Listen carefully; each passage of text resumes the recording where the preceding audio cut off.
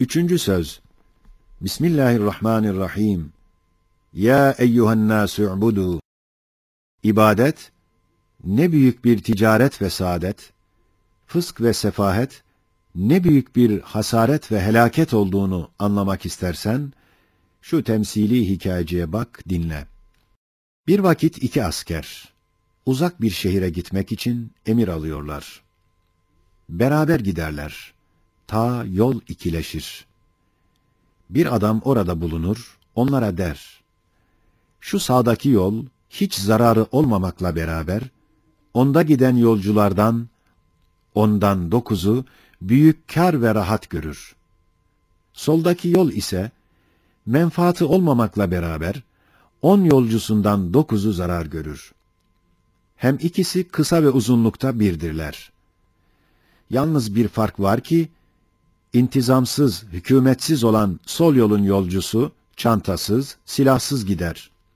Zahiri bir hiffet, yalancı bir rahatlık görür. İntizam-ı askeri altındaki sağ yolun yolcusu ise, mugaddi hülasalardan dolu 4 okkalık bir çanta ve her adüvü alt ve mağlup edecek 2 kıyyelik bir mükemmel miri silahı taşımaya mecburdur. O iki asker, o muarrif adamın sözünü dinledikten sonra, şu bahtiyar nefer sağa gider. Bir batman ağırlığı omuzuna ve beline yükler, fakat kalbi ve ruhu binler batman minnetlerden ve korkulardan kurtulur. Öteki bedbaht nefer ise, askerliği bırakır, nizama tabi olmak istemez, sola gider.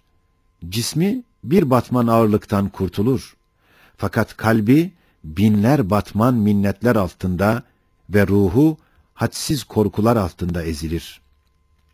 Hem herkese dilenci, hem her şeyden, her hadiseden titrer bir surette gider. Ta mahalli maksuda yetişir. Orada asi ve kaçak cezasını görür. Askerlik nizamını seven, çanta ve silahını muhafaza eden ve sağa giden nefer ise, kimseden minnet almayarak, kimseden havf etmeyerek, rahatı kalp ve vicdan ile gider. Ta o matlup şehire yetişir, orada vazifesini güzelce yapan bir namuslu askere münasip bir mükafat görür. İşte ey nefsi serkeş, bil ki o iki yolcu, biri muti kanunu ilahi, birisi de asi ve hevaya tabi insanlardır. O yol ise hayat yoludur ki, alemi ervahtan gelip, kabirden geçer, ahirete gider. O çanta ve silah ise, ibadet ve takvadır. İbadetin çendan zahiri bir ağırlığı var. Fakat manasında öyle bir rahatlık ve hafiflik var ki tarif edilmez. Çünkü abid namazında der, eşhedü en la ilahe illallah, yani Halik ve Rezzak ondan başka yoktur. Zarar ve menfaat onun elindedir. O hem hakimdir, abes iş yapmaz. Hem rahimdir, ihsanı merhameti çoktur diye itikat ettiğinden her şeyde bir hazine rahmet kapısını bulur. Dua ile çalar, hem her şeyi kendi Rabbisinin emrine musahhar görür. Rabbisine iltica eder.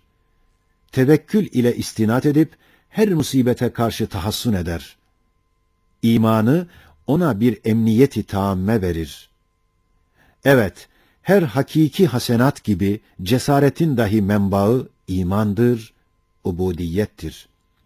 Her seyyiat gibi cebanetin dahi menbaı dalalettir. Evet, tam münevverül kalp bir abidi, küre-i arz bomba olup patlasa, ihtimaldir ki onu korkutmaz. Belki harika bir kudret-i samedaniyeyi lezzetli bir hayret ile seyredecek. Fakat meşhur bir münevverül akıl denilen kalpsiz bir fasık filozof ise, gökte bir kuyruklu yıldızı görse yerde titrer. Acaba bu serseri yıldız arzımıza çarpmasın mı der, evhama düşer. Bir vakit böyle bir yıldızdan Amerika titredi, çokları gece vakti hanelerini terk ettiler. Evet, insan nihayetsiz şeylere muhtaç olduğu halde, sermayesi hiç hükmünde. Hem nihayetsiz musibetlere maruz olduğu halde, iktidarı hiç hükmünde bir şey. Adeta sermaye ve iktidarının dairesi, eli nereye yetişirse o kadardır. Fakat emelleri, arzuları ve elemleri ve belaları ise, dairesi, gözü, hayali nereye yetişirse ve gidinceye kadar geniştir. Bu derece aciz ve zayıf, fakir ve muhtaç olan ruhu beşere ibadet, tevekkül, tevhid, teslim, ne kadar azim bir kâr, bir saadet, bir nimet olduğunu bütün kör olmayan görür, derk eder. Malumdur ki, zararsız yol, zararlı yola, velev 10 ihtimalden bir ihtimal ile olsa, tercih edilir. Halbuki, meselemiz olan ubudiyet yolu, zararsız olmakla beraber, ondan 9 ihtimal ile bir saadet-i ebediye hazinesi vardır. Fısk ve sefahet yolu ise, hatta fasıkın itirafıyla dahi, menfaatsiz olduğu halde, ondan 9 ihtimal ile şekavet-i ebediye helaketi bulunduğu icma ve tevatür derecesinde hadsiz ehli ihtisasın ve müşahedenin şehadetiyle sabittir. Ve ehli zevkin ve keşfin ihbaratı ile muhakkaktır. Elhasıl, ahiret gibi dünya saadeti dahi ibadette ve Allah'a asker olmaktadır.